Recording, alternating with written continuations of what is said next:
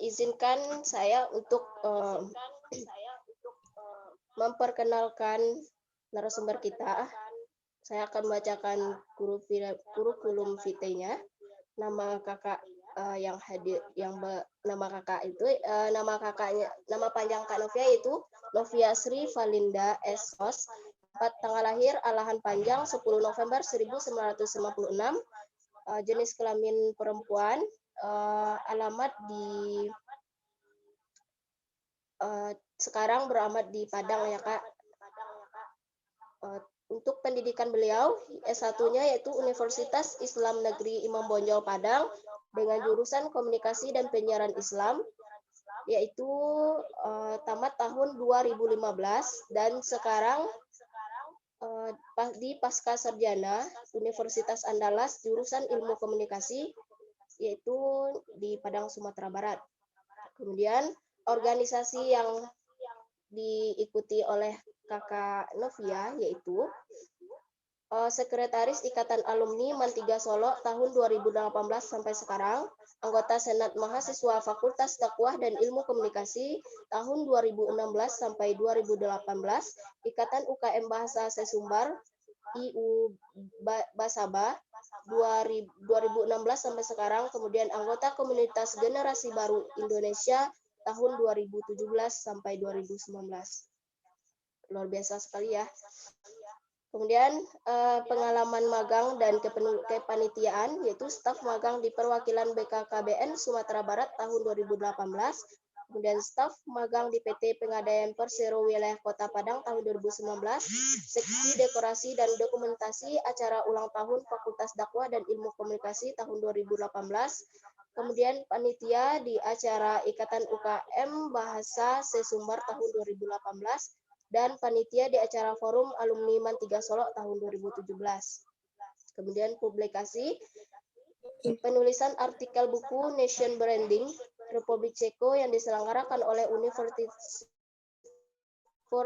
Bunda Mulia. Kemudian penulis artikel tulisan strategi cyber public relation dalam mengatasi krisis komunikasi perusahaan di website millennial.com. Penulisan artikel tulisan perlunya peningkatan cyber PR di masa pandemi COVID-19 sebagai sumber informasi publik dan terbit di netralpost.net. Oke, mungkin sekian CV dari beliau. Sebelum masuk ke narasumber kita, Kak Novia, saya akan membacakan sedikit peraturan kita pada seminar kita, yaitu dimohon kepada semua peserta untuk menghidupkan kameranya atau on kamera semuanya, karena ilmu yang kita dapatkan dengan on kamera akan sangat berbeda ya Kak nanti dengan off kamera, kecuali kakak-kakak berhalangan atau sangat darurat. Kemudian diharapkan kepada semua peserta untuk unmute Zoom-nya, kecuali nanti apabila diminta untuk menghidupkan untuk mute Zoom-nya. Kemudian silakan disiapkan buku atau pena, kita kosongkan gelas kita untuk menerima ilmu dari Kak Novia. Oke? Setuju kakak-kakak semua? Setuju Kak. Setuju Kak. Oke. Baik,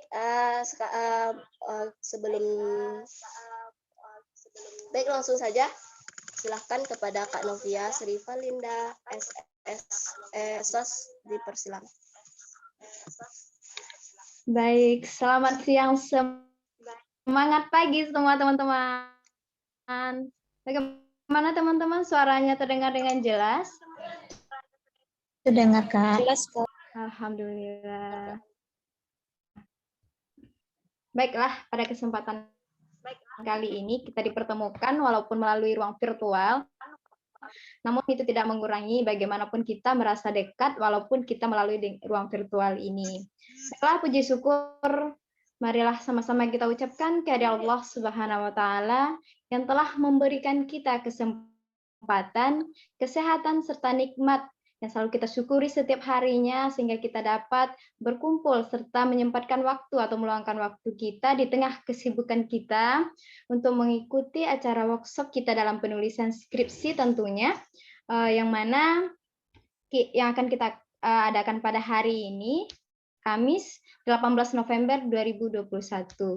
Baik, terutama saya ucapkan terima kasih kepada panitia yang telah memberikan saya kesempatan untuk berbagi atau sharing ilmu mengenai penulisan skripsi itu berdasarkan pengalaman yang telah saya lalui pada tahun sebelumnya.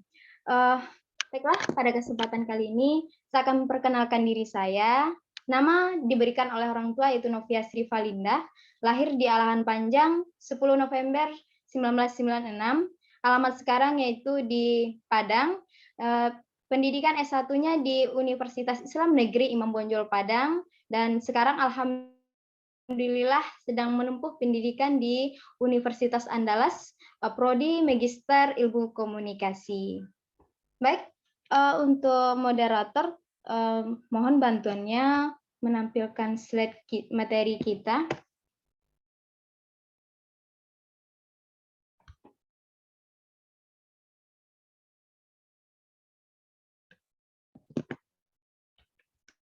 Baik, terima kasih moderator yang sangat luar biasa. Siap, Kak. Baik, teman-teman sekalian, mungkin pada kesempatan kali ini kita sharing ya, berbagi berdasarkan pengalaman yang telah kita dapatkan atau ilmu yang telah kita peroleh, walaupun itu tidak di dunia pendidikan. Mungkin kita berbagi pengalaman dari teman. Ini terkhusus untuk teman-teman kita yang sedang melakukan atau berada pada fase semester akhir dalam melakukan penulisan atau perencanaan skripsi. Teman-teman sekalian, mungkin lebih akrab ya, kita panggil teman-teman aja ya, karena mungkin kita hampir ada yang seumuran, atau mungkin ada yang lebih besar dari saya juga. Lebih baik kita manggil teman-teman biar lebih akrab dan lebih dekat juga. Baiklah, mungkin dari kita semua sudah mengetahui yang namanya skripsi. Skripsi itu mungkin tidak asing lagi bagi kita semua, karena di dalam yang namanya menempuh pendidikan di perguruan tinggi, nanti kita akan menemukan yang namanya skripsi. Baik itu nanti di S1, S2, maupun itu SS berikutnya, begitu ya teman-teman. Yaitu penulisan skripsi.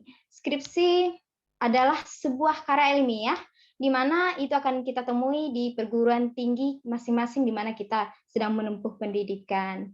Mungkin teman-teman sekalian sudah mengetahui yang apa itu dari pengertian dari skripsi itu sendiri. Mungkin ada teman-teman yang ingin menyampaikan atau pandangannya mengenai skripsi ini. Saya persilahkan dulu kepada teman-teman. Baiklah, mungkin kita lanjutkan saja ya. Mohon moderator untuk ke slide berikutnya. Oke, ini dia skripsi. Skripsi itu merupakan adalah salah satu karya ilmiah di mana yang kita tulis dari berupa rancangan kegiatan kita sendiri, rancangan penelitian, pelaksanaan dari penelitian, bahkan sampai hasil dari penelitian yang akan kita lakukan. Jadi skripsi ini merupakan adalah bagian dari tugas akhir kita sebagai mahasiswa yang sedang menempuh strata satunya dimanapun perguruan tinggi yang berada di seluruh Indonesia tentunya, di mana merupakan salah satu juga bagian dari syarat-syarat dari penyelesaian atau akhir dari bagian kita sebagai mahasiswa di strata 1, baik itu di perguruan tinggi negeri maupun itu perguruan tinggi swasta. Jadi skripsi ini adalah salah satu komponen bagaimana kita akan mengajukan karya ilmiah kita atau menulis karya ilmiah kita nantinya di akhir semester. Mungkin nanti skripsi ini akan kita rancang dari mulai kita semester 5, semester 6 ataupun semester 7 agar kita menyelesaikannya tepat dengan waktu yang telah kita inginkan. Nah, berikutnya moderator. Ya, selanjutnya adalah tujuan dari penulisan skripsi itu sendiri. Tujuan dari penulisan skripsi itu sendiri adalah sebagai bekal atau pengalaman kita sebagai mahasiswa yang telah menduduki di masa perkuliahan, apa yang mau kita dapatkan, sebagai tanda kita seorang mahasiswa, tentu kita harus menulis sebuah yang namanya karya ilmiah. Karya ilmiah merupakan adalah bagian dari Tridharma, itu perguruan tinggi. Dimanapun perguruan tingginya, baik itu negeri, swasta, tentu nanti kita akan di akhir semester kita akan yang namanya melalui itu penulisan skripsi.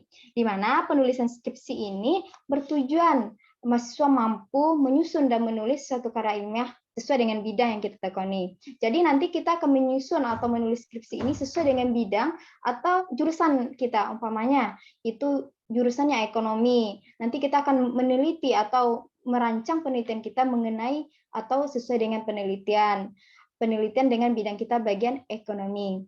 Skripsi juga memiliki tujuan memberi bekal pengalaman belajar ilmiah, di mana kita akan berpikir kritis, analitis, dan logis.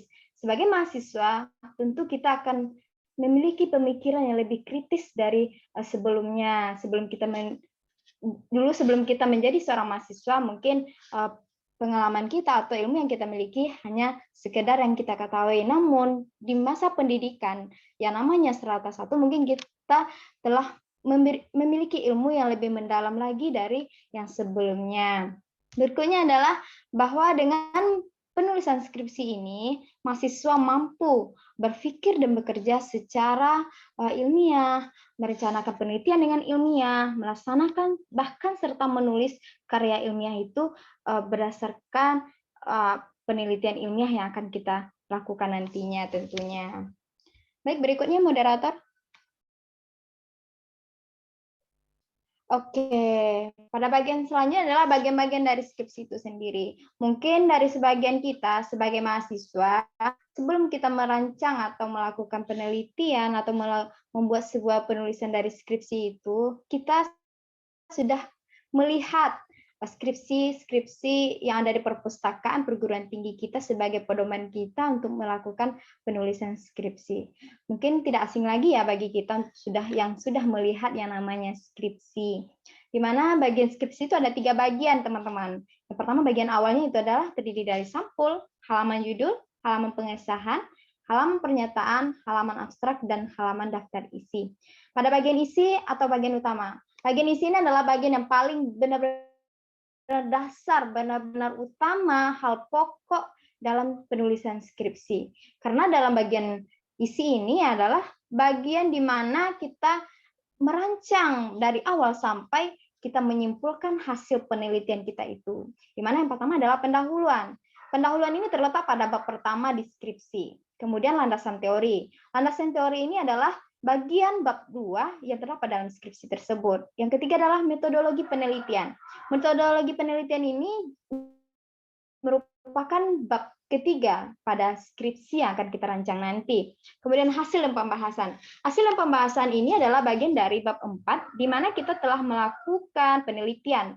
Dengan kita hasil yang kita dapat peroleh dari lapangan kah, berdasarkan survei kah, atau berdasarkan analisis yang kita lakukan, nantinya akan kita tuangkan atau kita deskripsikan di bagian hasil dan pembahasan. Kemudian pada bab 5, adanya kesimpulan dan saran. Pada kesimpulan dan saran ini, nanti kita sebagai penulis skripsi itu akan menyimpulkan apa yang telah kita dapatkan dari hasil penelitian yang kita lakukan. Itu pada bagian akhirnya, yaitu adalah daftar pustaka dan lampiran. Pada daftar pustaka dan lampiran ini, teman-teman, tentu kita sebagai apa rujukan yang kita ambil untuk penulisan skripsi kita nantinya. Lampiran itu sebagai penunjang atau sebagai bukti kita telah melakukan penelitian, sehingga pada lampiran nanti kan kita muat apa-apa saja, apakah itu berupa gambar atau berupa data-data yang kita peroleh dari penelitian kita yang telah kita lakukan. Berikutnya moderator, yaitu adalah proposal penelitian. Mungkin teman-teman bertanya, kok ada proposal penelitian?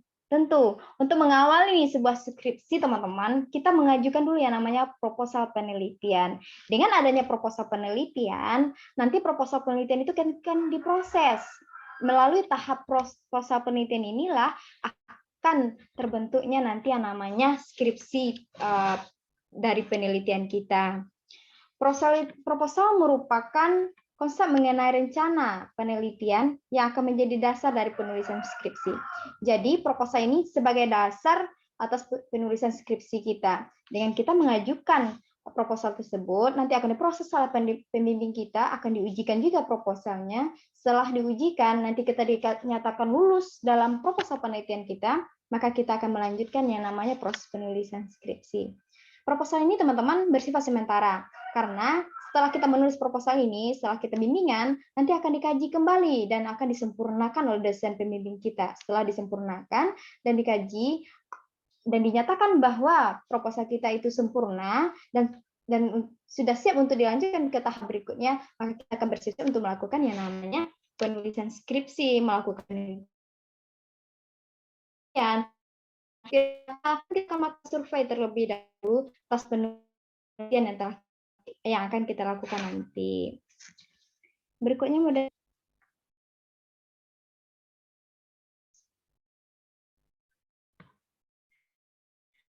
Di sini kita mungkin masuk kepada yang namanya itu dalam penulisan skripsi itu sendiri, berawal dari namanya pendahuluan. Pada pendahuluan ini teman-teman ada 4 bagian nantinya, adanya latar belakang, rumusan masalah, tujuan dari penelitian yang kita lakukan, serta manfaat penelitian yang kita harapkan dari penelitian kita itu.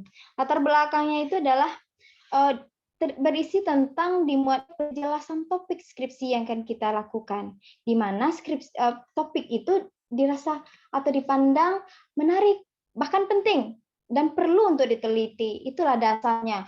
Dia menarik, penting untuk diteliti, bahkan perlu akan diteliti. Di dalam latar belakang ini, kita memuat yang namanya alasan si penulis mengambil judul penelitian itu. Apa alasan kita? Apa dasar kita melakukan penelitian itu? Kemudian kita menguraikan secara sistematis peristiwa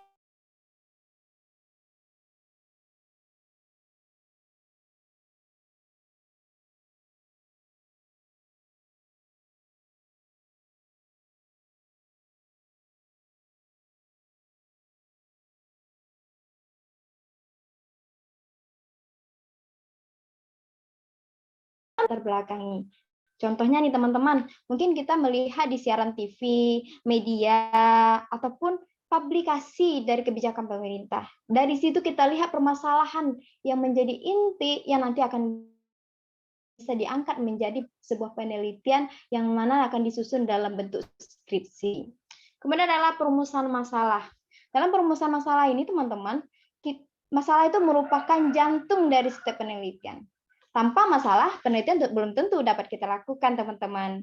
Jadi, ibaratkan masalah itu adalah jantung dari sebuah penelitian karya ilmiah. Jadi, makin tegas dan makin terarahnya sebuah permasalahan, perumusan masalah, maka makin jelas dan terarah juga permasalahan yang akan kita teliti nantinya, teman-teman. Jadi, masalah ini merupakan adalah ungkapan rasa ingin tahu kita terhadap sebuah fakta yang dimana kita ingin pecahkan masalah tersebut begitu. Dimana dalam perumusan masalah ini teman-teman kita ada berupa kalimat tanyanya, namun kalimatnya terarah, sederhana bahkan spesifik juga.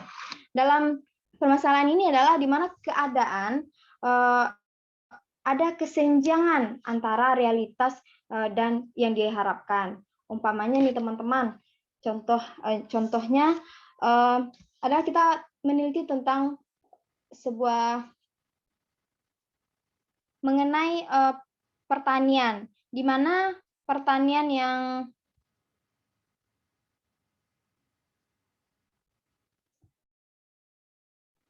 di mana fenomenanya pertanian ini, fenomena dari pertanian ini adalah permasalahan dari perolehan modal yang dilakukan, perolehan modal dalam bertani. Kemudian harapan yang seharusnya kita harapkan adalah adanya kebijakan dari pemerintah bahwa ada sumber modal untuk usaha dari pertanian yang akan dilakukan oleh para petani. Namun pada kenyataan adalah banyaknya petani kurang modal dalam hal untuk mereka melakukan pertanian atau dalam mereka melanjutkan pertanian mereka begitu. Kemudian masalah yang akan kita angkat itu adalah mengapa akses petani terhadap modal yang diharapkan itu sangat lemah. Jadi permasalahannya adalah modal yang sangat lemah yang diperoleh oleh petani. Jadi dalam masalah ini adalah gimana nanti kita akan meneliti permasalahan apa yang ada gitu. Kenapa modal untuk petani ini sangat minim, sangat kurang begitu di sini? Maka kita akan nanti akan mengukit atau akan meneliti mengenai diterapkan oleh petani. Namun petani masih memperoleh modal yang kurang begitu. Jadi kemudian adalah dari tujuan dari penelitian. Tujuan dari penelitian itu adalah di mana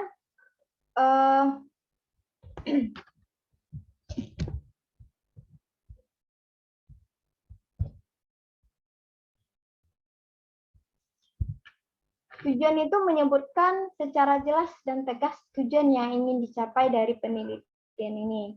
Bagaimana kita mungkin tujuan dari penelitian ini menyebutkan pertanian agar dengan melakukan penelitian mengenai pertanian tadi, kita dapat mengusulkan atau memberikan kepada pemerintah mengenai modal yang akan diberi kepada petani mungkin gitu.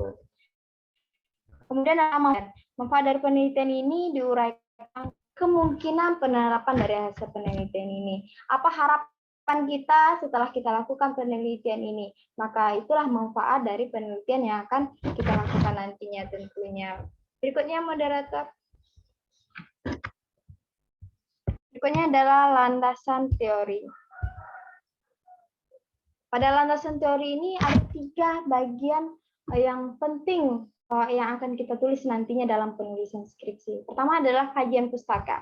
Di mana pada kajian pustaka ini kita akan menuangkan teori-teori yang kita pakai dalam penelitian mengenai penelitian yang akan kita rancang nantinya, penelitian yang akan kita laksanakan dan hasil penelitian yang akan kita dapat atau kita peroleh nantinya tentunya. Dari kajian pustaka ini adalah berisi teori atau hasil yang terkait dan dapat menjawab penjelasan atau menjawab hal sementara masalah-masalah yang telah kita identifikasi.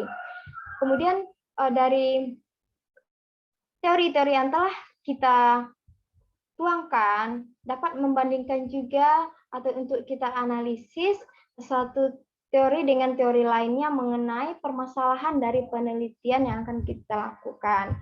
Kemudian pada bagian kajian pustaka ini juga terdapat yang namanya kerangka pikir. Kerangka ini menjadi kunci sebagai pelengkap dari kajian pustaka, di mana kita akan mengolah hasil penelitian yang akan kita lakukan nantinya.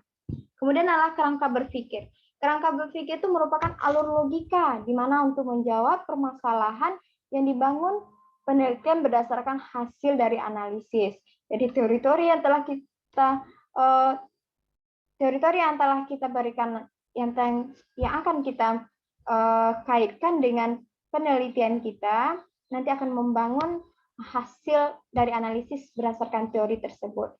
Kemudian kerangka berpikir ini nanti akan kita bentuk dalam bentuk skema atau bagan dari apa rancangan penelitian kita. Kemudian hipotesis. Hipotesis ini boleh ada dan boleh tidak ada teman-teman. Karena pada bagian kalau dengan menggunakan desain kualitatif, hipotesisnya boleh ada dan boleh tidak. Berbeda pada kuantitatif, bahwa wajib menggunakan yang namanya hipotesis. Baik, berikutnya moderator.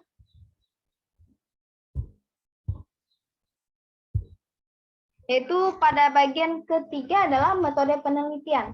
Pada metode penelitian ini, kita akan merancang yang namanya nanti pada bagiannya ada objek penelitian dan tempat dilakukan penelitian, kemudian ada yang namanya desain dan teknik penelitiannya, ada sumber, teknik pengumpulan data, serta teknik analisis uji hipotesis. Pada bagian metodologi penelitian ini, adanya objek dan tempat penelitian.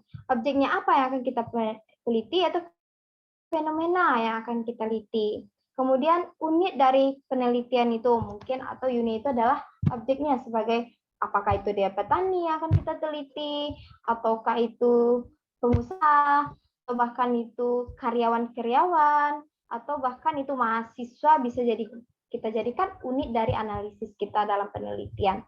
Kemudian adalah tempat penelitian. Tempat merupakan lokasi di mana kita melakukan penelitian yang telah kita rencanakan. Tentu dalam ini kita sudah menentukan tempat atau lokasi yang menjadi tempat penelitian kita nantinya.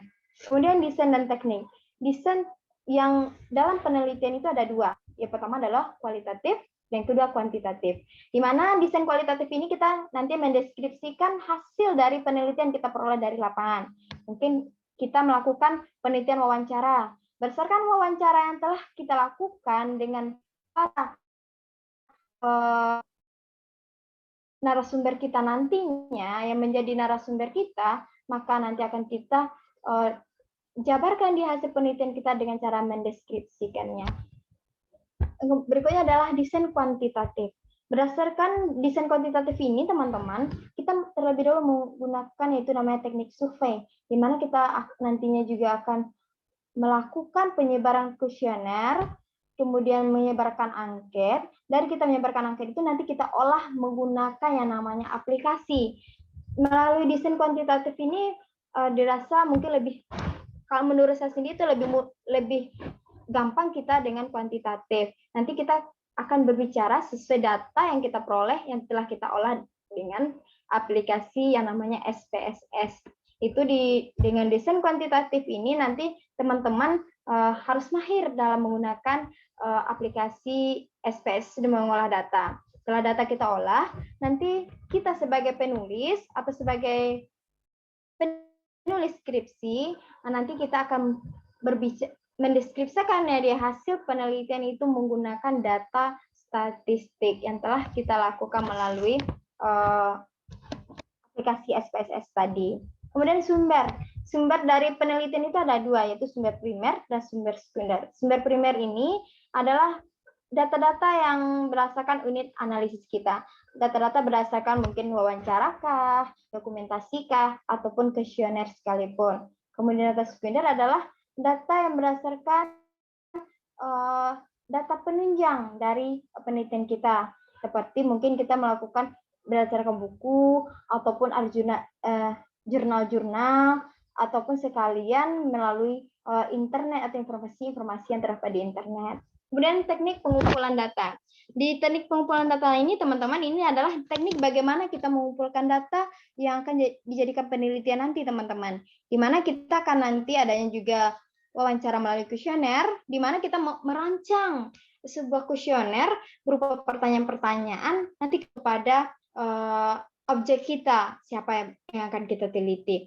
Kemudian adalah wawancara yang kedua, wawancara mendalam. Di mana ini wawancara mendalam ini adalah kita bertemu muka langsung dengan narasumber kita. Setelah kita bertemu langsung, kita menanyakan berkaitan dengan permasalahan penelitian yang kita lakukan. Kemudian observasi, dokumentasi, dan partisipasi aktif.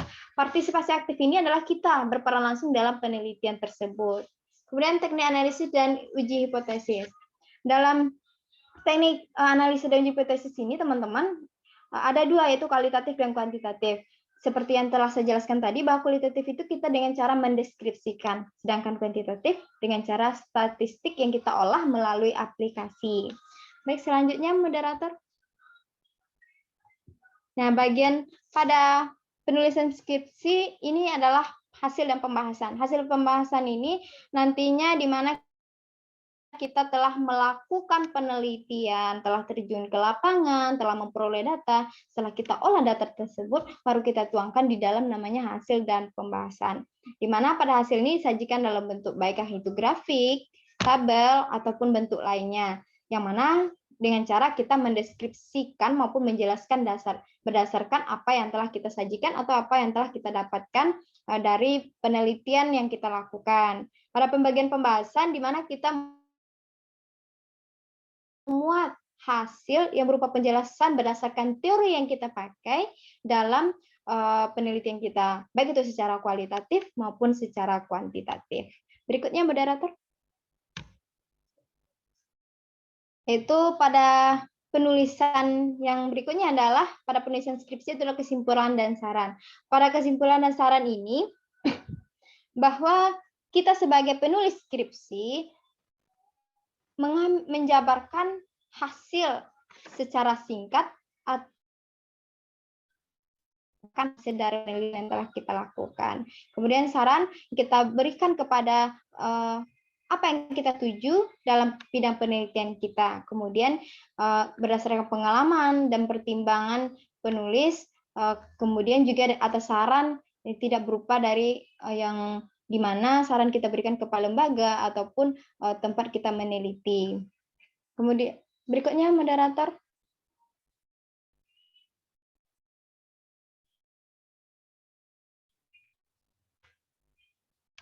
Moderator berikutnya.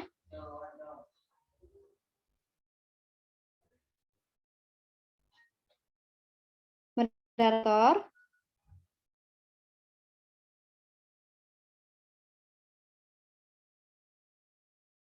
Udah Kak, lampiran ya kan Kak? Halo? Ya, halo. Oke.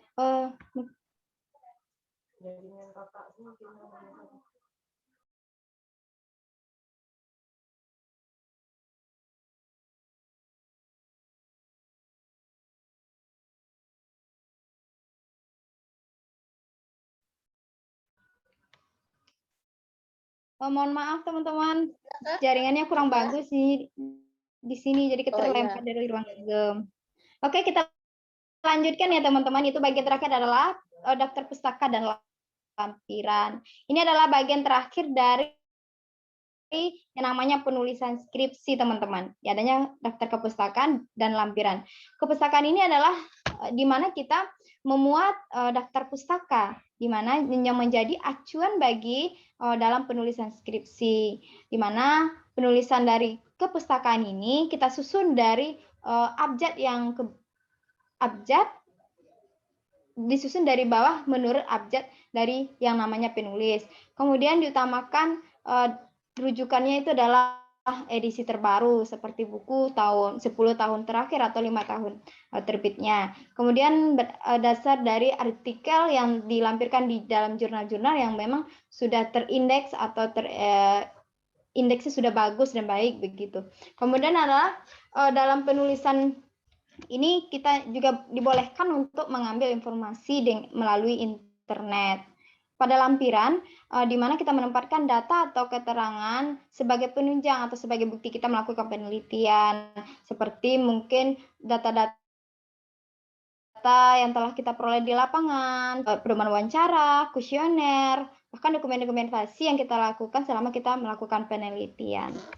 Baik, itu merupakan adalah cara kita menulis di penulisan skripsi yang pada umumnya kita ketemui di mana perguruan tinggi di seluruh Indonesia. Nah, teman-teman, di sini saya akan memberikan tips cepat kita menyelesaikan dalam menulis skripsi kita sendiri. Di mana dengan cara kita itu ada tipsnya mungkin tergantung diri kita sendiri. Di mana dari penulisan skripsi itu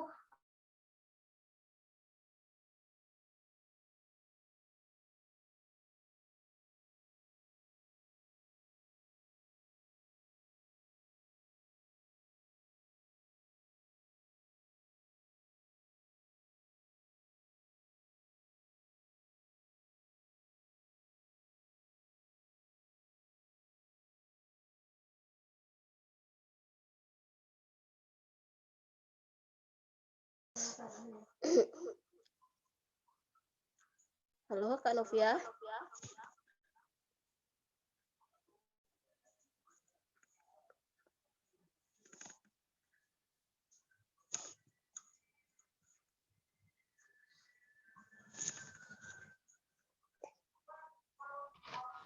Aduh, maaf teman-teman, terlempar lagi ternyata saya dari ruang Zoom ini. Jaringan tidak mendukung nih teman-teman.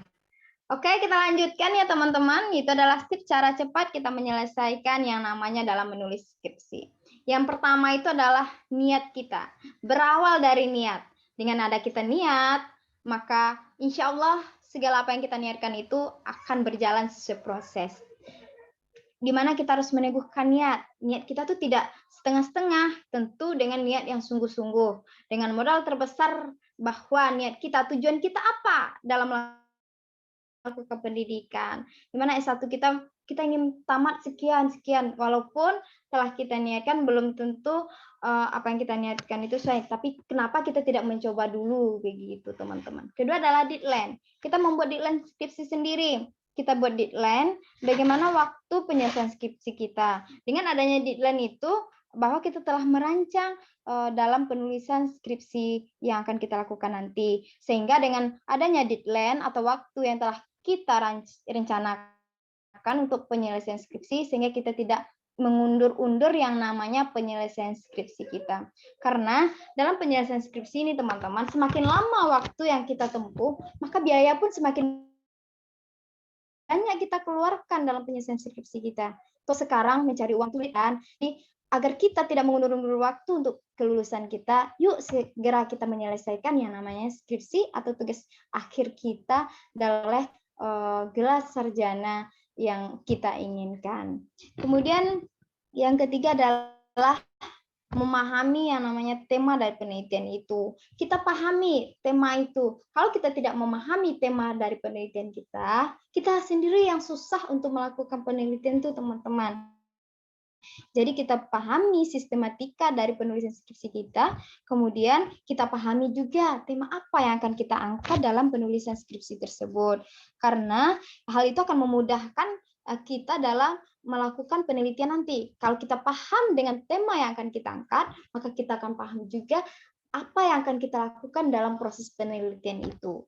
Kemudian yang keempat adalah memahami metode. Di sini teman-teman kita juga perlu yang namanya memahami metode penelitian kita. Apakah kita akan menggunakan metode yang namanya nanti mendeskripsikan, ataukah kita berbicara tentang statistiknya. Kalau kita paham deskriptif, maka lakukan penelitian yang bersifat kualitatif. Jika kita mengerti angka-angka dan mampu untuk mengaplikasikan yang namanya statistik, lakukan dengan kuantitatif penelitiannya. Kemudian berikutnya adalah menjalin komunikasi. Nah, teman-teman, di sini kita juga penting menjalin yang namanya komunikasi dengan dosen pembimbing kita. Sebagai mahasiswa, kita tentu memiliki yang namanya dosen pembimbing. Jadi di sini kita perlu yang namanya menjalin komunikasi yang baik dengan dosen pembimbing. Dengan kita menjalin komunikasi yang baik dengan pembimbing kita harus memperhatikan apa yang mereka suka. Baik itu sikap kita terhadap mereka maupun itu dan kita melakukan bimbingan yang namanya skripsi, teman-teman. Jadi dengan kita memahami sikap dosen pembimbing kita, tentu nanti kita lebih mudah mendekatkan diri dengan pembimbing dan mungkin lebih memudahkan kita untuk melakukan yang namanya bimbingan skripsi. Kemudian yang berikutnya adalah pilih dosen pembimbing yang tepat dan sesuai dengan mungkin di sebagian perguruan tinggi, teman-teman, ada yang memilih dosen pembimbing, ada yang telah ditetapkan oleh masing-masing prodi kita. Apabila kita yang memilih sendiri, pilih sesuai dengan karakter yang telah kita pahami dosen tersebut. Dan pilih juga dosen tersebut sesuai dengan penelitian yang telah kita rancang. Umpamanya nih teman-teman, karena banyak kendala yang kita temukan. Dulu saya juga pengalaman bahwa saya penelitiannya kuantitatif, ternyata dosen pembimbing saya tidak mengerti dengan kuantitatif, teman-teman. Jadi di sana kita memiliki kesulitan juga dalam bimbingan, dalam penyelesaian skripsi kita. Sebaiknya teman-teman saya sarankan, apabila kita diberi kesempatan untuk memilih dosen pembimbing kita, pilihlah dosen pembimbing yang sesuai dengan perencanaan penelitian kita. Apakah itu dia paham dengan kuantitatif, sesuai apakah kita mengambil penelitiannya bidang kuantitatif, pilih dosen yang memahami kuantitatif. Dan apabila kita memilih kualitatif, pilih juga dosen yang memahami di bidang kualitatif juga, agar kita nanti tidak merasa kesulitan dalam menyelesaikan atau tidak menemui kendala yang lebih pada penelitian kita nantinya, tentu teman-teman. Kemudian berikutnya moderator, yaitu tips selanjutnya itu adalah kita menguasai yang namanya pedoman penulisan. Tentu di setiap perguruan tinggi yang tempat kita kuliah, teman-teman, memiliki pedoman dalam penulisan yang berbeda. Nah, makanya sebelum kita melakukan yang namanya penulisan, kita harus menguasai teknis dari penulisan skripsi. Berdasarkan pedoman yang telah diberikan oleh perguruan tinggi kita. Kita harus mengikuti pedomannya, teman-teman, karena biasanya di dalam sidang atau skripsi itu nanti kita akan ditanya, ini pada penulis mengikuti pedoman penulisan skripsi fakultas atau kampus nggak? Pasti ditanya oleh penguji seperti itu. Makanya terlebih dulu sebelum kita melakukan penulisan skripsi, kita memahami yang namanya dan menguasai pedoman penulisan yang telah diberikan oleh kampus kita masing-masing. Kemudian adalah memperlakukan dosen sebaik mungkin. Teman-teman, di sini kita juga dituntut nih teman-teman, cari tahu apa yang disukai oleh dosen pembimbing kita. Baik itu sikap dia, apa yang tidak mereka sukai dan apa yang mereka sukai. Berikan sikap yang menyenangkan yang diinginkan oleh pembimbing dengan sikap yang sopan dan baik saat kita melakukan bimbingan. Berikutnya adalah memilih tempat mengerjakan skripsi. Di sini teman-teman juga merupakan dengan kita memilih tempat atau lingkungan untuk mengerjakan skripsi, itu menjadikan motivasi untuk kita mengerjakan dengan cepat. Seperti teman, kita harus selektif nih teman-teman. Memilih teman yang mana yang bisa memotivasi kita, memberi semangat kita dalam mengerjakan skripsi. Kadang kita dengan gengsi nih teman-teman, melihat teman-teman yang cepat, kita berteman dengan teman yang cepat ingin menyelesaikan skripsinya, kadang gengsi karena kita memiliki teman-teman yang istilahnya itu membuang-buang waktu untuk penyelesaian skripsinya. Karena saya berpengalaman dulu di S1, saya juga seperti itu. Saya memiliki teman yang benar-benar saya selektif dan memilih teman. Ada satu teman di mana dia yang memberikan kita semangat. Ayo kita bisa tamat sesuai tepat waktu nih teman-teman. Dan kita juga bisa menyelesaikan skripsi itu dengan cepat. Dengan memilih lingkungan yang selektif dan teman yang dapat memotivasi kita untuk menyelesaikan skripsi tersebut. Berikutnya adalah menghadiri wisuda. Ini juga tips yang cepat loh dalam kita menyelesaikan skripsi. Ini dapat memotivasi kita dengan kita datang ke wisuda yang sedang teman-teman yang sedang berwisuda, mungkin itu akan memicu motivasi kita untuk selesaikan skripsi kita. Oh, kita harus wisuda juga nih teman-teman tahun ini gitu. Jadi kita itu merupakan dorongan dari diri kita untuk menyelesaikan skripsi yang sedang kita lakukan. Berikut adalah tahan keinginan bermain. Ini yang menjadi mungkin susah buat kita sendiri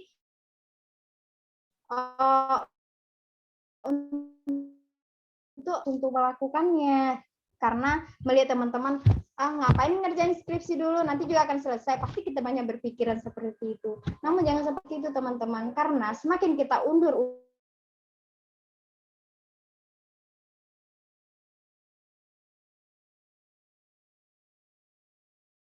waktu kita bermain, kita fokus menyelesaikan skripsi. Setelah kita fokus menyelesaikan skripsi, nanti waktu bermain juga akan ada, walaupun itu merasakan kita berat untuk menyeimbangkan waktu bermain dengan melakukan atau penyelesaian penulisan skripsi kita. Kemudian terakhir adalah rajin beribadah. Rajin beribadah. Setelah kita melakukan, setelah kita berusaha dalam berproses, tentu kita ada yang namanya berserah diri kepada Tuhan. Dari beribadah adalah memperoleh posisi positif kita untuk melakukan atau memanajemen waktu kita dalam melakukan dan memanfaatkan waktu dengan selektif dan seefektif mungkin dalam penyelesaian skripsi kita ini.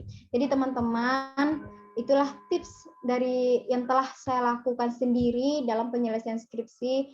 Alhamdulillah setelah dijalankan dan setelah dipraktekkan untuk diri kita, kita menyelesaikan penulisan skripsi kita sebagai syarat untuk memperoleh gelar kesarjanaan kita tepat pada waktunya.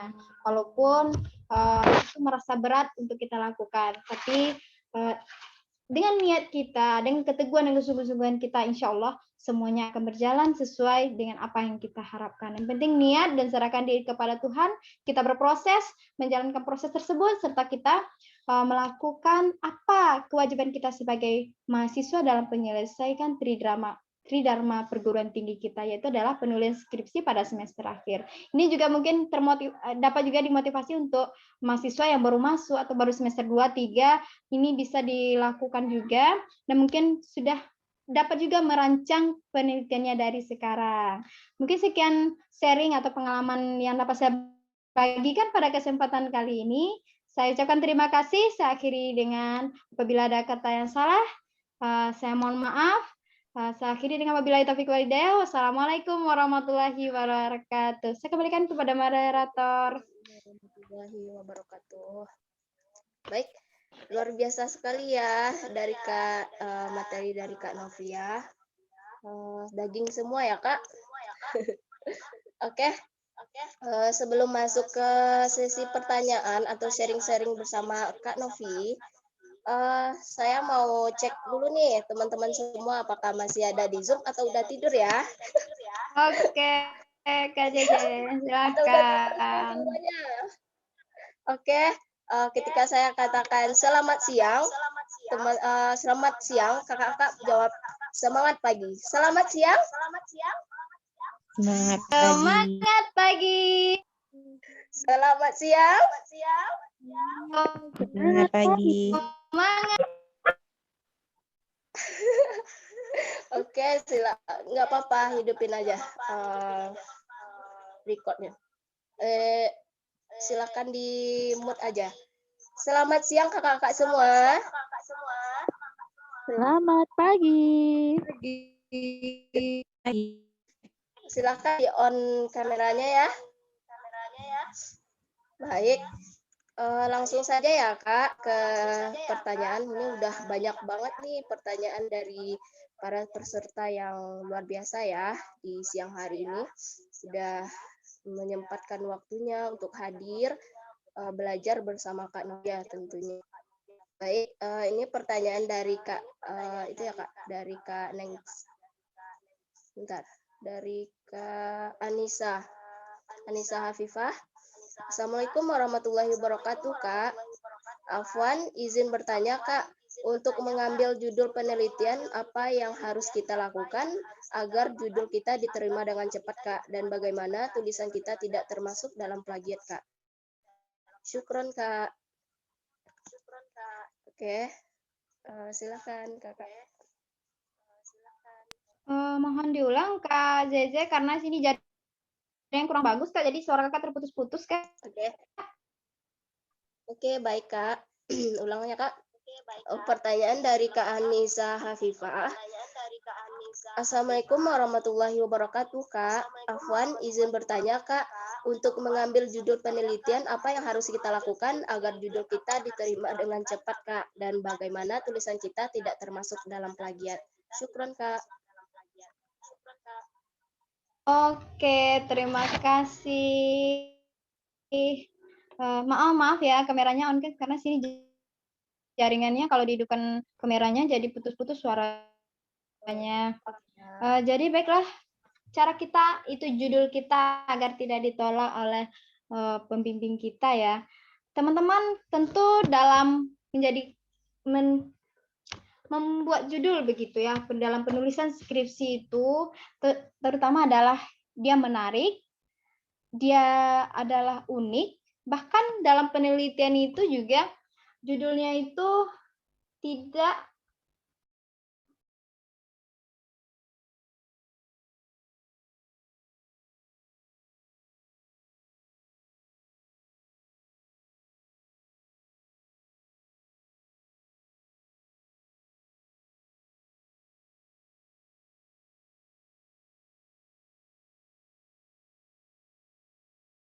Oke, mungkin jaringan Kak Novia lagi itu ya. Bentar ya Kakak.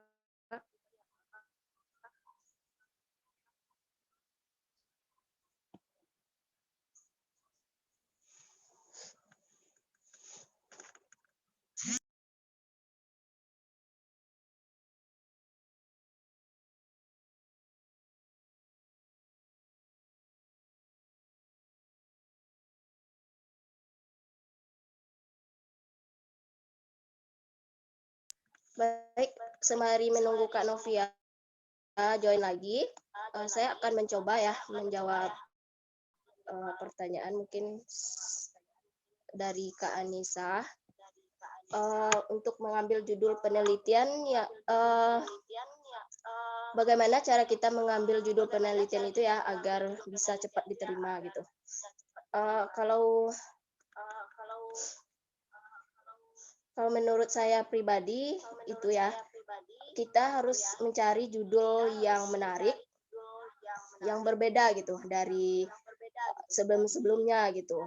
Jadi dengan adanya yang menarik dan kreatif dan inovatif. Nah, dengan adanya perbedaan judul kita tersebut, maka biasanya itu akan cepat diterima oleh dosen kita gitu, karena seperti pembaharuan gitu, atau mungkin nih judulnya bagus nih gitu kan, atau belum pernah diteliti oleh orang-orang sebelumnya.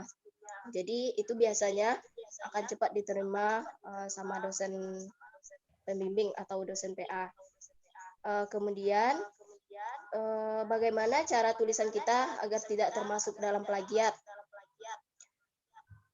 Oke, karena udah masuk, dikembalikan ke Kak Novi ya. Halo Kak. Oke, terima kasih Kak JJ. Mohon maaf ya sebelumnya teman-teman, ini jaringan yang tidak mendukung. Oke, saya akan menjawab kembali pertanyaan dari penanya tadi, bahwa tentu dalam mengajukan judul itu kepada dosen pembimbing kita harus siapkan dengan matang, dan yang dimana dijadikan sebagai dasar dari penelitian kita itu. Kemudian dari pemilihan judul dan penelitian kita harus mengetahui terlebih dahulu atau memperoleh atau yang namanya memperbanyak referensi. Dengan kita memperbanyak referensi, bahwa kita akan mengetahui objek material ataupun formal yang mungkin sesuai dengan kebutuhan yang akan kita jadikan nantinya namanya penelitian, atau judul yang tepat nanti akan yang akan diajukan oleh kepada dosen pembimbing. Kemudian kita juga harus yang namanya merancang dulu, mengutamakan aspek dari latar belakang yang namanya penelitian, di mana dalam aspek ini yang penting adalah jadikan bahan pertimbangan sejak awal dalam menentukan judul, di mana kita mencoba menyusun suatu judul dan benar-benar memahami latar belakang dari permasalahan atau penelitian yang kita lakukan nantinya. Tentu dengan memasukkan diksi tertentu yang juga mudah dipahami dalam yang akan kita angkat nanti. Kemudian adalah kita menentukan objek dari penelitian itu. Dengan kita menentukan objek, nanti dalam pengajuan judul pun kita tidak akan ditolak, di mana kita mungkin nanti akan kita ambil objeknya adalah pengamatan di lingkungan sekitar kita. Dengan kita memahami lingkungan sekitar kita yang akan kita nanti kita jadikan sebagai judul dari penelitian kita, dan kita juga menjelaskan kepada pembimbing sesuai dengan objek tersebut, keberadaan dengan pengamatan lingkungan tersebut, nanti dosen tersebut akan menerima apa penjelasan yang kita lakukan. Kemudian adalah memahami aturan atau karakteristik dalam menyusun judul yang akan kita ajukan nanti. Mungkin kita ketahui berdasarkan melalui buku panduan skripsi, mungkin kita meminta atau argumen-argumen dari teman, bahkan kita mempertimbangkan argumen tersebut yang mana yang akan kita nanti kita jadikan dalam judul penelitian itu. Kemudian kita juga yang namanya dalam mengajukan judul untuk penelitian skripsi kita menyampaikan keunikan dari penelitian yang kita lakukan, di mana kita terlebih dahulu yang namanya mencari atau membenarkan atau memastikan apakah terdapat dari keaslian penelitian yang telah dilakukan sebelum-sebelumnya. Mungkin kita umpamanya kita merujuk pada penelitian yang telah dilakukan oleh peneliti sebelumnya. Kita mencari dulu kebenarannya serta bukti ataupun dokumentasi dari penelitian yang dilakukan oleh peneliti sebelum-sebelumnya. Dengan kita mungkin nantinya membandingkan penelitian yang akan kita angkat atau judul yang telah kita rancang nanti dengan penelitian yang telah dilakukan oleh peneliti sebelumnya. Kemudian kita menyusun kata-kata dengan kata-kata yang mudah dipahami, bahkan kata-kata yang akan kita susun tersebut menjadi judul dari skripsi kita agar tidak ditolak oleh dosen pembimbing dengan memperbanyak kosakata dengan bahasa Indonesia dan benar. Begitu moderator.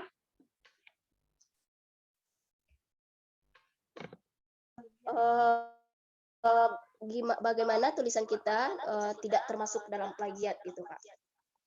Oke, masalah plagiat.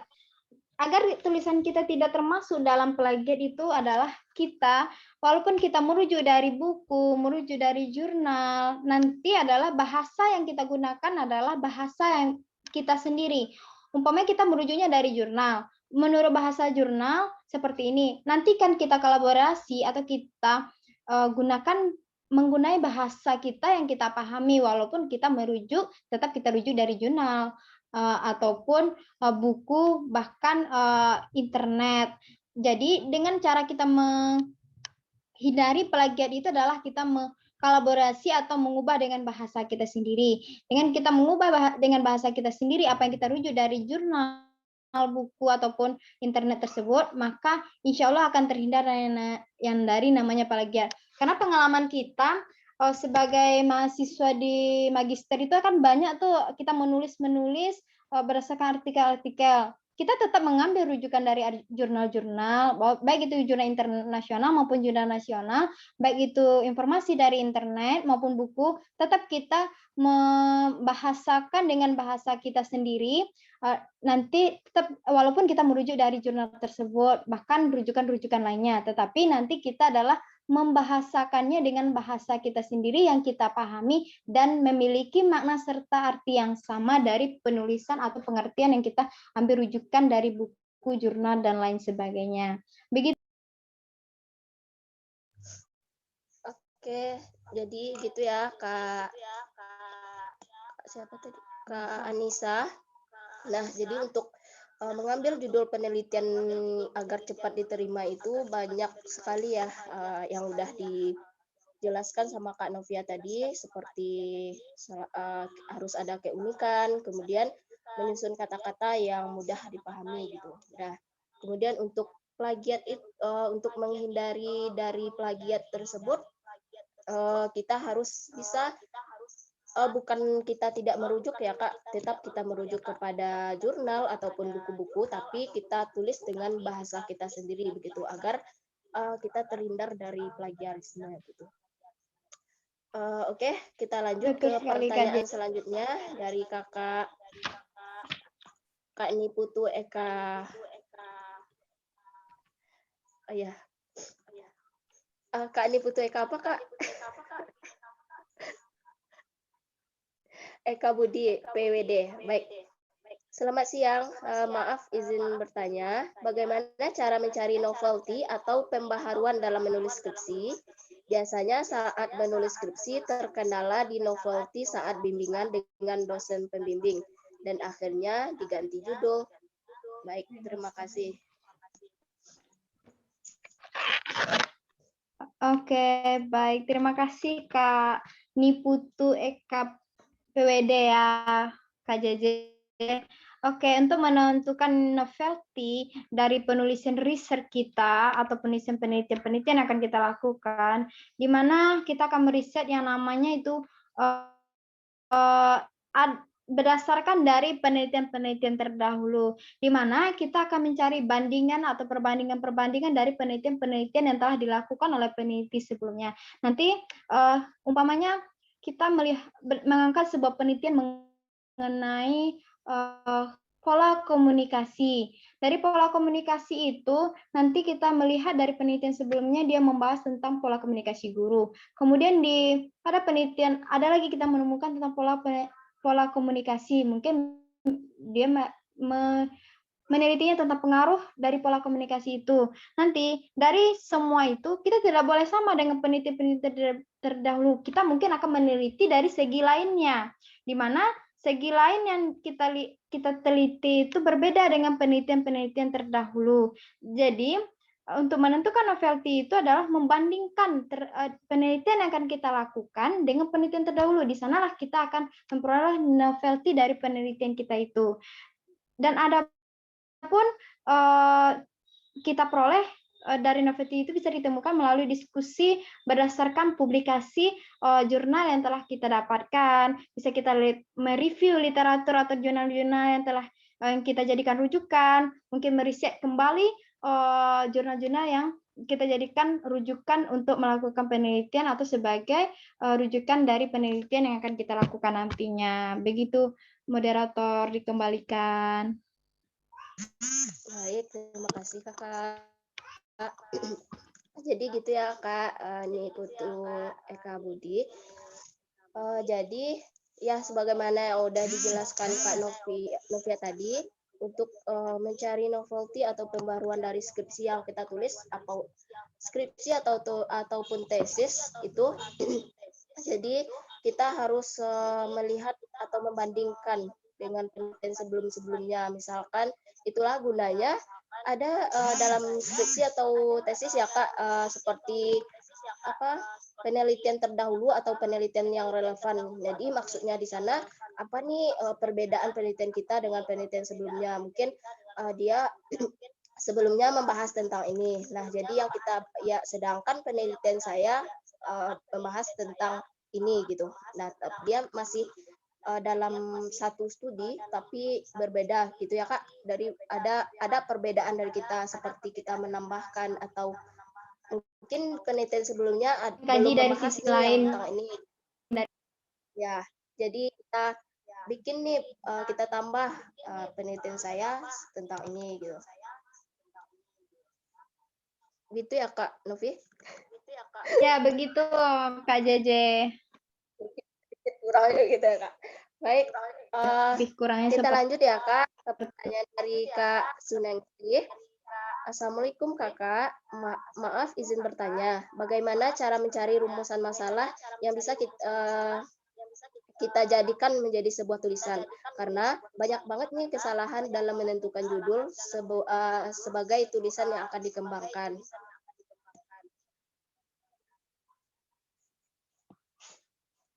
Baik, disilakan Kakak.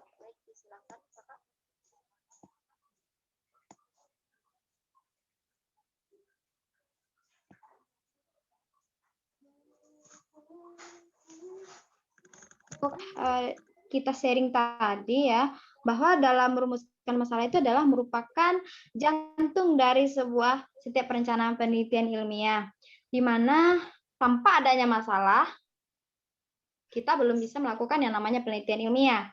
Jadi masalah itu adalah ungkapan kita, ungkapan rasa ingin tahu kita tentang sesuatu hal, sehingga di mana keadaan di mana dan ada kesenjangan antara realita dan apa yang kita harapkan. Jadi dalam masalah ini adalah kita harus namanya mengungkapkan atau membuat konsep secara ringkas, jelas dan sederhana. Kemudian di dalam rumusan masalah itu memungkinkan kita untuk menjawab atau menguji permasalahan yang akan kita lakukan, yang akan kita teliti nanti. Kemudian dalam jelas, ringkas, dan sederhana itu untuk mengetahui atau menjawab realitas yang tidak sesuai dengan apa yang kita harapkan. Gitu. Jadi, dalam merumuskan permasalahan itu, kita tulis dalam bentuk pertanyaan dan harus sesuai dengan topik atau penelitian yang akan kita bahas nantinya. Di mana dalam perumusan masalah itu benar-benar hal yang benar-benar unik, hal yang benar-benar menarik untuk kita teliti, dan sesuai dengan realita yang akan kita angkat permasalahan itu. Jadi sehingga nanti dalam permasalahan yang akan kita angkat itu adalah menemukan jawaban yang mana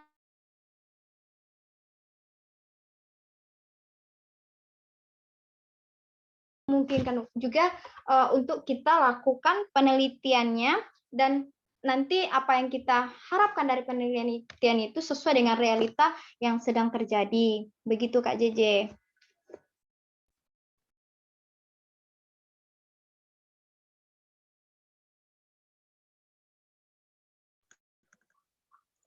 Baik Kakak, apakah masih ada pertanyaan? Boleh open mic ya bagi yang ingin bertanya. Gimana nih Kak Dia Ayu, Kak Nisa Triana, Kak Zikra Julita, Kak Faladina, Asril Yakub, Kak Mulia Ningsih. Apakah ada pertanyaan? Atau mau sharing-sharing sama Kak Novia? Boleh?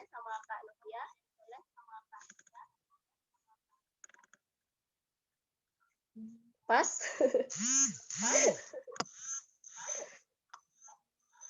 Baik. Karena oke, kita lihat. Udah. Ada yang lain? Boleh bersuara? Atau sudah tidur?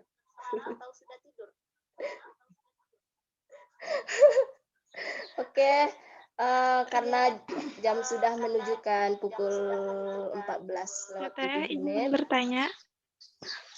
Oke, silakan Kakak Anissa Triana. Silakan open mic ya. Maaf, saya off kamera. Saya izin bertanya. Assalamualaikum warahmatullahi wabarakatuh. Perkenalkan, Waalaikumsalam warahmatullahi wabarakatuh. saya Anissa Triana. Saya masih mahasiswa baru ya Kak. Nah, ini untuk persiapan gitu nantinya skripsi saya akan seperti apa. Nah, menurut Kakak, apa sih yang harus saya persiapkan di semester 1 ini untuk menjalani skripsi nanti gitu Kak. Persiapannya seperti apa?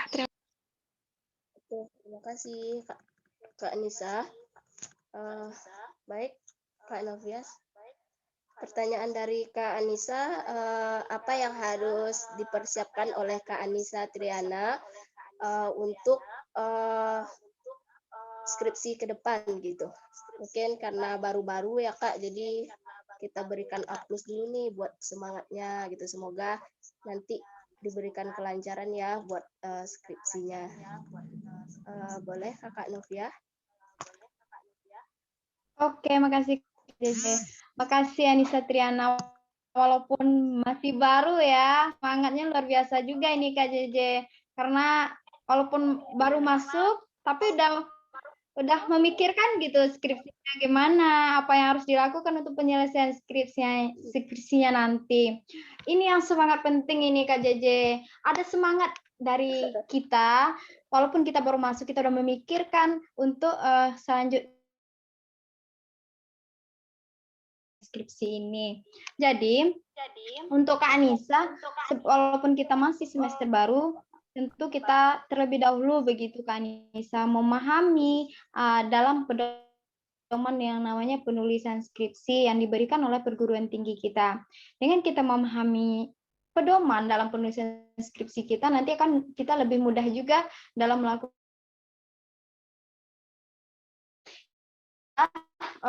Kak Anissa nih, dari sekarang mulailah mencari topik atau yang akan dijadikan sebagai perencanaan nanti akan dijadikan sebuah skripsi. Mungkin sesuai dengan realita di lingkungan kita aja dulu terlebih dahulu. Mungkin di lingkungan Kak Anissa ada melihat permasalahan atau realita yang mungkin bisa dijadikan sebagai karya ilmiah atau diangkat sebagai karya ilmiah dan bisa dijadikan sebagai objek penelitian nantinya. Kemudian Kak Anissa juga harus mengenali yang namanya tipe dari dosen pembimbing yang telah ditetapkan untuk Kak Anissa, di mana nanti karena kita akan namanya juga menghadapi dosen dalam bimbingan skripsi. Semua dalam pejuang penulisan skripsi ini tidak terlepas dari yang namanya bantuan dosen pembimbing. Mungkin nanti kita akan menemukan yang namanya untuk ditemui, atau mungkin dia tidak suka untuk di desa-desa dalam bimbingan, begitu Kak Anissa. Mungkin kita terlebih dahulu dari sekarang mulailah mempelajari sikap dari dosen pembimbing kita, agar nanti kita lebih mudah yang namanya untuk menghadapi dosen pembimbing tersebut. Kemudian adalah alokasikan waktu, di mana kita harus bisa mengendal namanya waktu kita yang fokus kita dalam perkuliahan. Walaupun kita dalam kuliah baru semester pertama, namun kita harus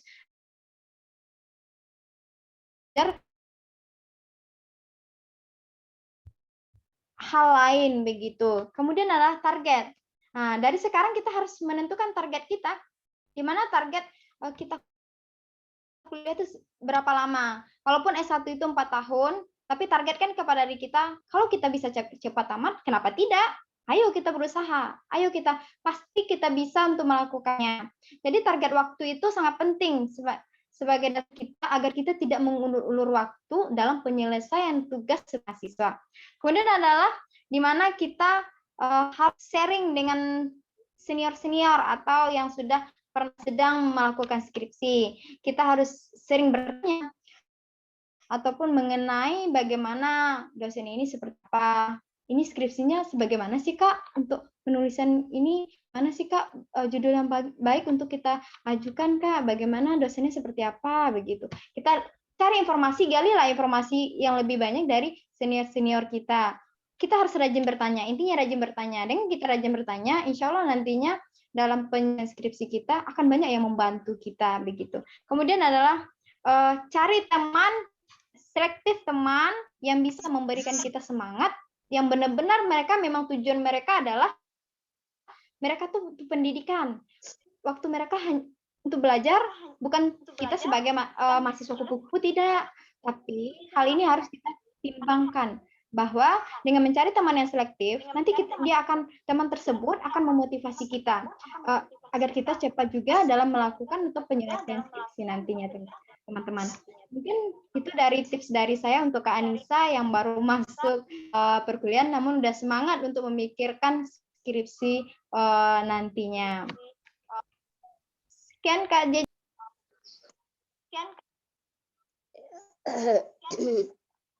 Sangat bersemangat sekali ya Kak Anissa ini. Semoga besok semua waktu skripsinya semuanya lancar ya Kak. Masih ada nih Kak satu pertanyaan lagi, gimana Kak? Jeje kita jawab Kak Jeje selagi bisa gimana? kita berikan kita sharing. Oke, siap. Nggak apa-apa Kak Jeje. Pertanyaan ini dari Kak Halimatul Sa'diyah. Assalamualaikum warahmatullahi wabarakatuh. Izin bertanya, bagaimana cara kita mengaitkan satu paragraf ke paragraf yang lain supaya tulisan skripsi di latar belakang? Karena kebanyakan ya Kak, di latar belakang inilah kebanyakan berat gitu Kak, di latar belakang mengaitkan paragrafnya gitu. Baik, dipersilakan Kak Novi. Benar sekali Kak Jeje. Dalam ini adalah masalah yang sudah tidak asing lagi kita temui dalam melakukan atau penulisan skripsi. Saya juga dulu mengalami hal seperti ini dalam mengaitkan satu paragraf dengan paragraf lainnya, di mana kadang kita merasa sudah terkait satu paragraf dengan paragraf yang satu lagi. Namun kata pembimbing kita ini belum, diganti lagi. Maka kita mendapatkan kesulitan dalam menghubungkan paragraf yang satu dengan paragraf yang lain pada bagian latar belakang. Yang pertama adalah kita harus menulis paragrafnya dengan efektif, di mana penulisan paragraf yang efektif itu merangkai kata-kata dalam sebuah kalimat itu saling berkaitan dan saling berhubungan, di mana pada akhirnya akan membentuk nanti namanya ide serta argumen dari penjelasan karya ilmiah yang akan kita lakukan nanti. Kemudian di mana topik dan kalimat itu saling mendukung. Di antara topik atau ide-ide yang telah kita tuangkan, maka kita harus saling hubung satu sama lain. Umpamanya pada paragraf pertama kita membahas tentang komunikasi. Untuk menghubungkan paragraf pertama dengan paragraf kedua itu, tentu kita melihat terlebih dahulu kalimat seperti apa yang kita tuangkan di paragraf pertama tadi. Apabila di paragraf pertama tadi adalah mengaitkan dengan komunikasi, tentu sebelum kita masuk ke paragraf berikutnya itu kita harus hubungkan lagi dengan komunikasi. Paragraf 1, paragraf 2. Paragraf 1 itu mengenai komunikasi. Paragraf 2 kita masih membahas mengenai komunikasi juga. Untuk menutupnya nanti kita tutup dengan kalimat yang memungkinkan ada kaitannya dengan kalimat berikutnya. Kemudian bahwa di sini kita mungkin karena kurang yang namanya membaca ya. Mungkin di sini kita juga harus banyak membaca, karena dalam menulis itu dibutuhkan yang namanya bahan atau materi yang nanti akan dituangkan dalam penulisan yang kita lakukan. Semakin banyak kita membaca, maka akan semakin mudah kita dalam membuat paragraf yang saling berhubung dan terkait tersebut. Kemudian kita juga sebagai mahasiswa itu harus yang namanya mengetahui bahasa-bahasa yang efektif digunakan dalam menduangkan atau membuat paragraf, sehingga nanti kita tidak kesulitan atau tidak kesusahan dalam menghubungkan kalimat tersebut. Kemudian bahwa dalam setiap kalimat agar dia terkait, kita tuh harus menghubungkan, harus melihat nih dengan bahwa kalimat itu akan lebih tajam jika ada kalimat penghubung atau penanda, di mana contohnya nih berdasarkan teori bahwa biaya politik maka, nah demikian kita harus ada di sana memainkan kata penghubung atau kata penanda. Yang seperti yang saya katakan tadi bahwa dalam berdasarkan teori biaya politik maka itu kan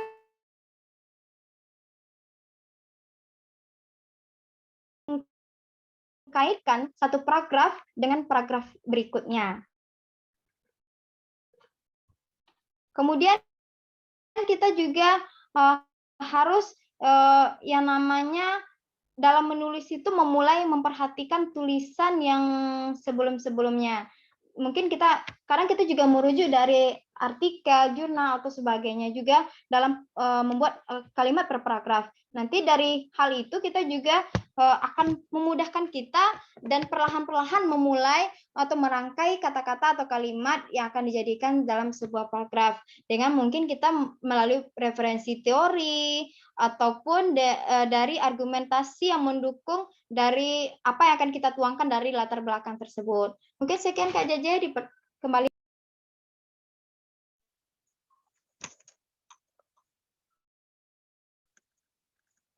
Baik Kakak, terima kasih banyak Kak Novia. Jadi untuk menghubungkan suatu kalimat dengan kalimat yang lain itu gimana caranya agar kita nggak kesulitan, karena apalagi dalam latar belakang ya Kak, itu kita berat, banyak sekali yang bilang bahwa untuk latar belakang itu berat. Kadang ada yang belum memulai gara-gara latar belakang gitu, gara-gara memikirkan latar belakang jadi belum mulai-mulai nulisnya gitu. Nah jadi sebagaimana yang udah Kak Novia sharing tadi,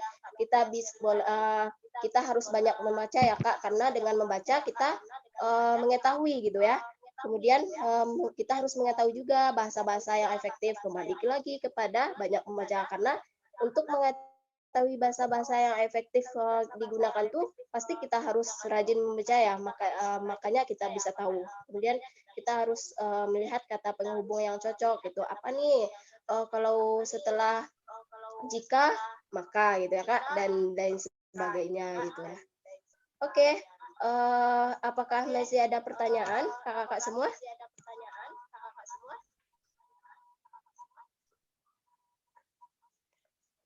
Pas atau gimana? Baik. Oke, terima kasih banyak ya Kak Novia. Semoga ilmu yang Kakak berikan hari ini sangat bermanfaat, sangat bermanfaat sekali gitu untuk skripsi dan untuk kakak di Zoom kali ini. Mungkin ada yang semester akhir ya Kak, ada yang semester 5, 7, 1, 2 gitu ya. Semoga ilmu yang Kak Novia berikan sangat bermanfaat. Sebelum kita tutup, saya ingin mengucapkan terima kasih terlebih dahulu kepada Kak Novia yang sudah menyempatkan waktunya untuk sharing bersama kita di siang hari ini. Kemudian terima kasih juga kepada Kak Tian selaku koordinator di Infinity. Kemudian ada Kak Nurul Hamidah juga yang sudah berpartisipasi dalam event ini. Ada Kak Vi, karena Kak Vi sudah tidak berkenan tidak dapat hadir pada siang hari ini, mungkin ada kendala. Kemudian ada Kak Niputu Eka Budi PWD, bagian juga dari Infinity gitu ya. Dan yang sangat istimewa kepada para peserta hari ini yang sudah menyempatkan waktunya untuk menuntut ilmu dan belajar bersama Kak Novia. Semoga kita bertemu lagi ya kakak-kakak di event selanjutnya. Oke. Baik, sebelum ditutup kita sudah apa ya, foto-foto bersama dulu ya, seperti biasanya. Silakan on kamera semuanya. Berikan senyum terbaiknya. Oke, kakak-kakak, jangan malu-malu ya. Kak Halimah, Kak Niputra, Kak Novita Putri, Kak Dia Ayuworo, Kak Anissa Triana, Kak Zikra Juwita, Kak Faladina, Kak Asril Yakub, Kak Mulia Ningsih, dan Kak Dah. Silakan on kamera. Ternyata pesertanya malu semua ya, Kak. Tidak Oke, apa-apa, ditunggu. Bang Asril Yaku, walaupun satu laki-laki. Ya, nggak apa-apa.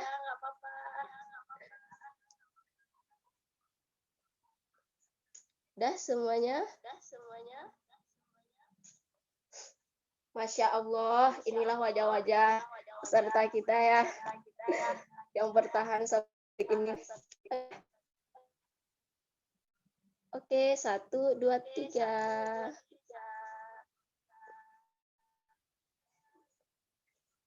Lagi ya. 1, 2, 3.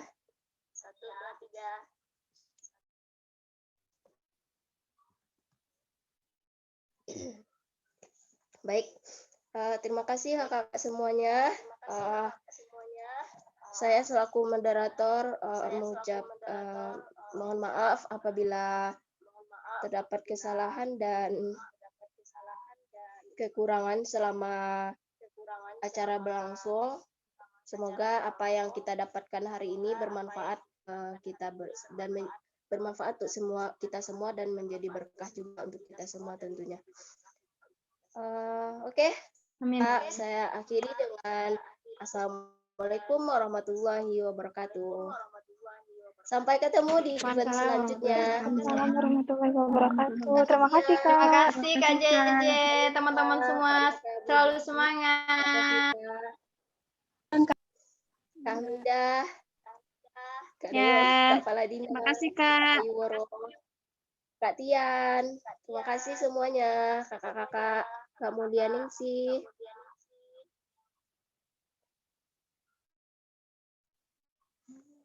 Oke, silakan boleh live.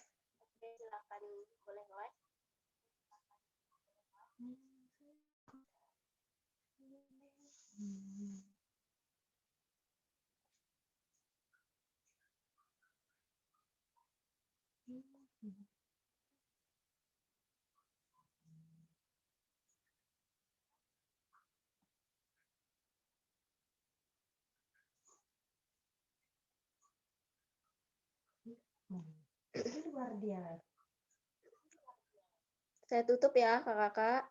Assalamualaikum warahmatullahi wabarakatuh. Kak JJ, terima kasih Kak JJ, syukron. Terima kasih Kak Novia, terima kasih banyak. Sampai ketemu lagi ya Kak di event Ya, selanjutnya. sama-sama. Ya, sampai jumpa. Semoga kita dipertemukan suatu saat. Amin. Dadah. Izin live ya Kak JJ, Kak Nur Aziza, Kak Dia. Assalamualaikum. Waalaikumsalam warahmatullahi wabarakatuh.